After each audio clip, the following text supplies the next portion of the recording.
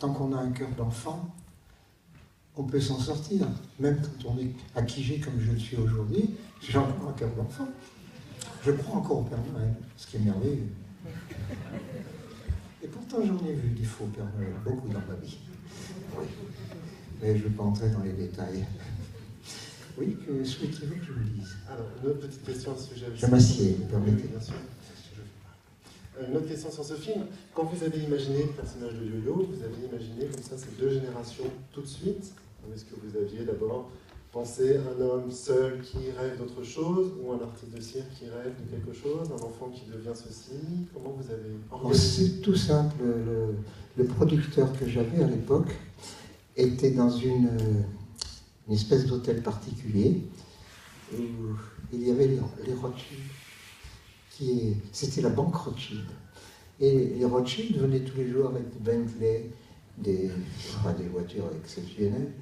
Et ils étaient dans la cour de cet hôtel particulier. Et moi, j'arrivais avec ma deux chevaux. Alors, ah oui, il faut qu'ils se mettent au fond, là, attention, là. Je ne voulais pas polluer, bien sûr. Et je me disais, diable, je les observais depuis un certain temps, je me disais comme ils doivent être malheureux, comme ils doivent s'ennuyer dans leur richesse. Ce qui était de la folie, parce qu'ils ne s'ennuyaient pas dans leur richesse, au contraire. Mais ça, je l'ai appris beaucoup plus tard. J'étais encore naïf. Bon, et alors, cette idée de développer un milliardaire qui s'ennuie, pour moi, c'était la clé d'un sujet. Et je ne suis parti que là-dessus au départ. Et puis j'ai appris un beau jour que M. Élie de Rothschild, qui avait un hôtel particulier, il avait demandé à son fils, Nathanaël, je crois, il lui avait dit « Que veux-tu pour ton anniversaire ?» Et le gosse lui a répondu spontanément « Oh, je voudrais Zavata ». Zavata, c'était le clown de l'époque illustre.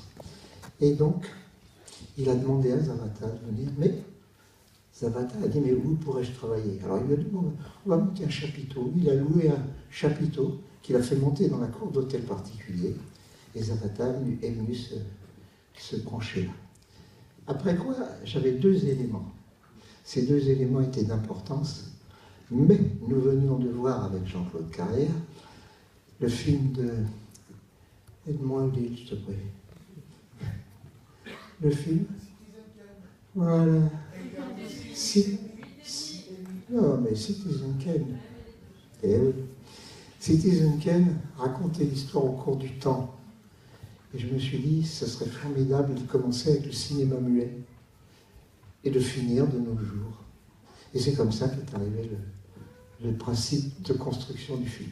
Mais c'est toujours embêtant d'essayer d'expliquer les choses pour lesquelles on fait des choses. Quand on va chez le médecin, par exemple, et qu'il vous dit « je vais vous couper 1 mètre de l'intestin grêle ou l'autre », on ne pose pas la question de savoir comment il va faire et comment ça